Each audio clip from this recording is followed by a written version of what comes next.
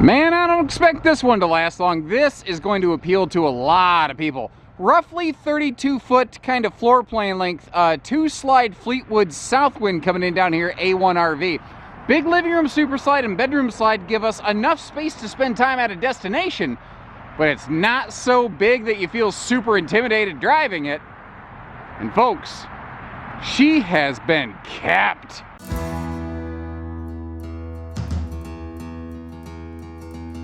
Whether it's inside, outside, or upside down, I'm not finding anything that gives me any kind of major concerns.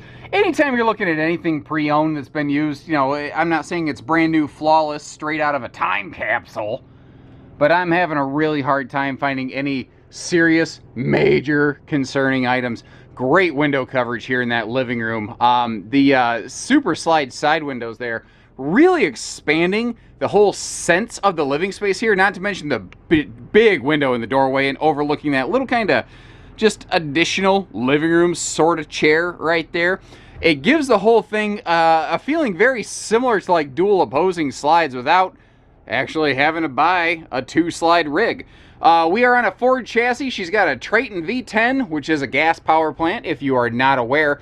And that is, in history, the most popular series of, you know, chassis and engine combination out there in the RV marketplace. Unlike a Class C, well, most Class Cs, this Class A, the main captain's chairs can spin around to kind of regain some living space. And I like what they did up here on the dashboard. First of all, you got that handy little co-pilot station there. If you're reading a map or, you know, map questing on a tablet or something like that, you can, you know, slide everything right to you. But as you get up here, you see you got a nice little spot in here for all kinds of random doodads, widgets, odds, and ends. I would say remote controls, but that right there, that is cool. I've seen so many RVs in my 12-year career now. I can't tell you more than, even on one hand, I can't even fill up one hand telling you the number of times I've seen like a center console hidden flip-up storage job like that. That's a technical term, by the way. You only get to see it a few times in your career, and I'm very lucky to be able to bust that out today.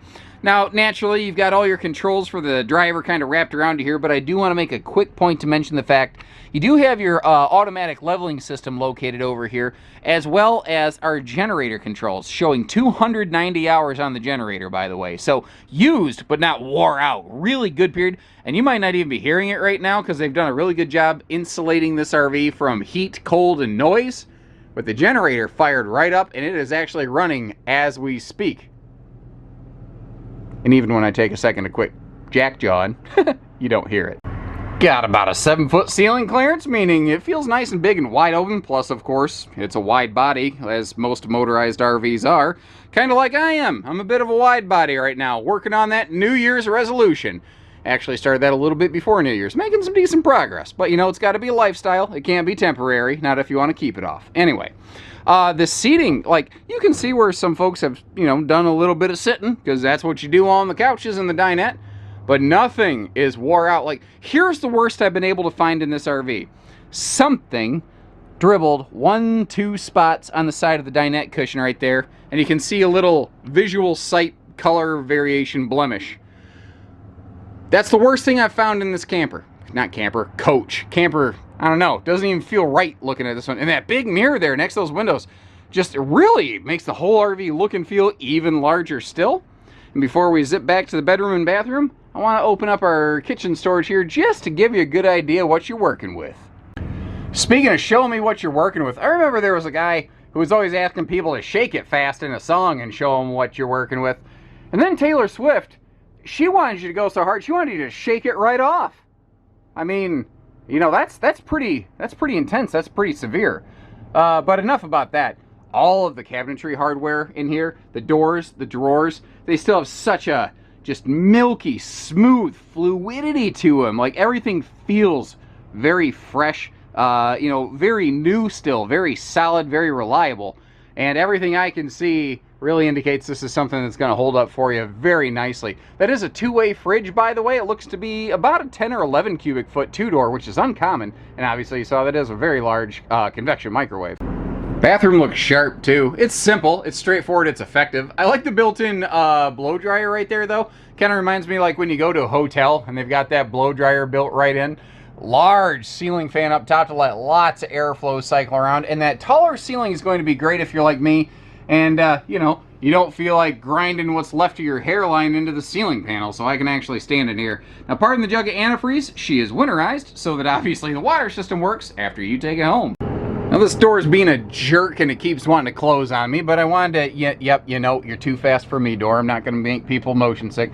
Wanted you to get to see the fact that you got a great extra closet space here, because we haven't even touched on the main closet space.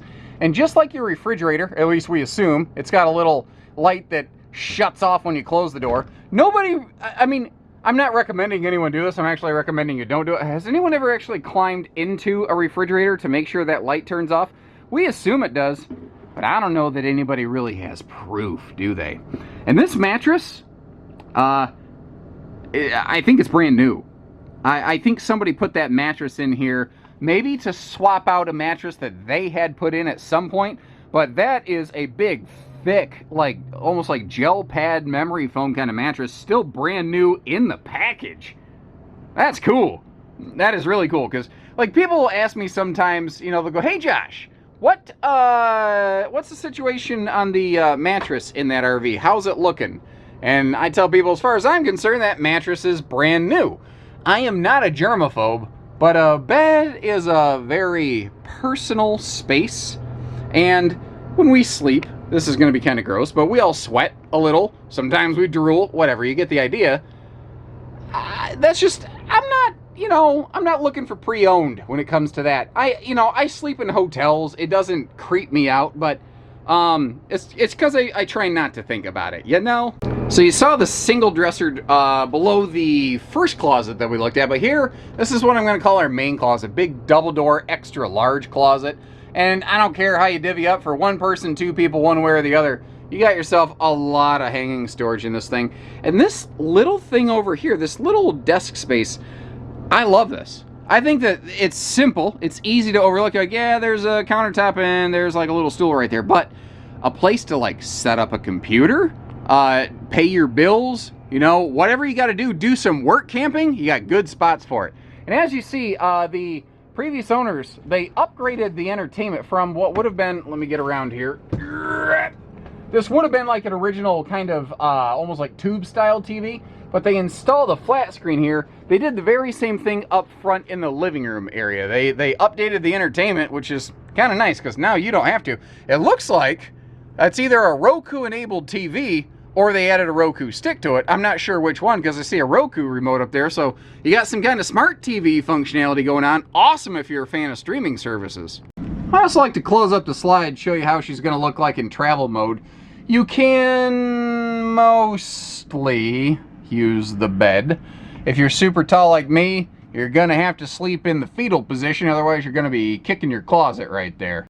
But other than that, you're gonna be able to navigate this one pretty simply and easy, which is, you know, normal for a motorized RV. This is one of the main benefits, I think, of a motorhome versus a towable RV. In a motorhome, your vacation starts the moment you get in here, sit in that seat, turn the key, and start the engine. You are on vacation. It is a road trip.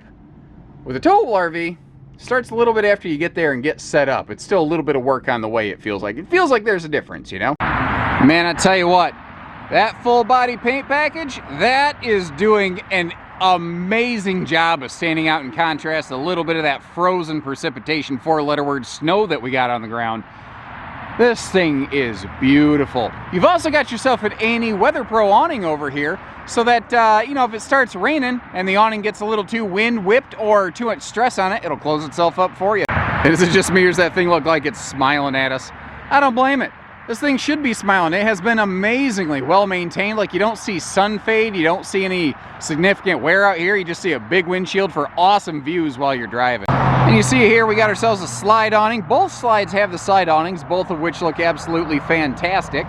The tires, we'll get up close to those, but they look great too. And I want to give you a good look at the storage out here because there's plenty of it. So it's less obvious at a glance, but these first three bays right here, they are actually installed in the slide, and they go out with the slide out. And you can see how it actually passes all the way through down there. Now, the gas struts that hold all these open, they're in great shape, but it's incredibly cold out right now, so they're having a little trouble supporting the weight of the baggage door. As soon as it warms up and the air kind of goes back to normal, you won't have any of that happen there. I want to get you a good look at the tires, like I said. Big old Michelin rubber sneakers on this one. I do not see any signs of weathering, irregular wear patterns. She wasn't overloaded. She wasn't driven with not enough air in the tires. Everything looks fantastic. What do we got over here? We have our sewer and generator station. Thankfully, these struts doing a little bit better job of holding themselves up for us. Again, I feel pretty confident once it warms back up, the other ones will be fine. And if not, all you're talking about is exchanging a little gas strut here. It's just, you know, what you're getting on this used RV, if that's all you got to do, I think you're coming out ahead.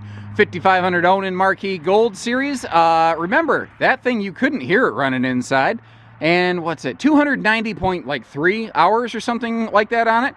Obviously, they kept it well serviced because she fired up like immediately as soon as I hit the button right there. As we work our way around the back, since this is on a Ford chassis and has that Triton V10, I can tell you with pretty high level of confidence, 5,000 pound tow capacity. I don't want to get that wrong. Right as I go telling you how confident I am, I screw it up. I'm just that good, guys. And that full solid like one-piece rear cap, again with that paint package, it is so striking. I would prefer you to get you up to the roof today, but with the weather, I just don't think it's going to be safe. I climbed the ladder briefly. I don't really see anything that concerns me up there. Now, speaking of that ladder, unless you've got long legs like me and you're pretty good at climbing up stuff, you're going to have a hard time making that. You're going, why is that so high up off the ground? It's because they wanted to leave it nice and clear in case you were towing a car or a little trailer behind you. The good news is there is a handy little removable ladder extension right here. So you don't have to be an X Games mountain climber to get up that thing. And even just the cleanliness of the baggage compartments.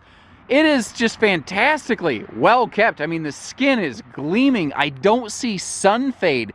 I highly suspect this was stored indoors for the vast majority of its life whenever it was not in use. Dual power entry step, easy come and go.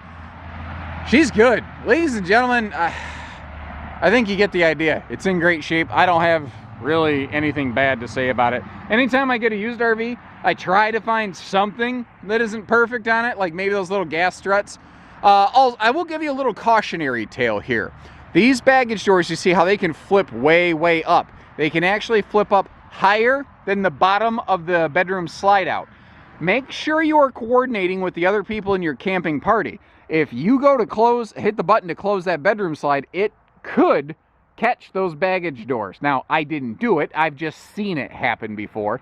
The good news is the button to operate that slide out is actually located right above the main entry door. So you can have your head hanging out that door with a direct line of sight over here. And I'm telling you that so you can keep your RV in good condition, because I want you to go out and have a good time.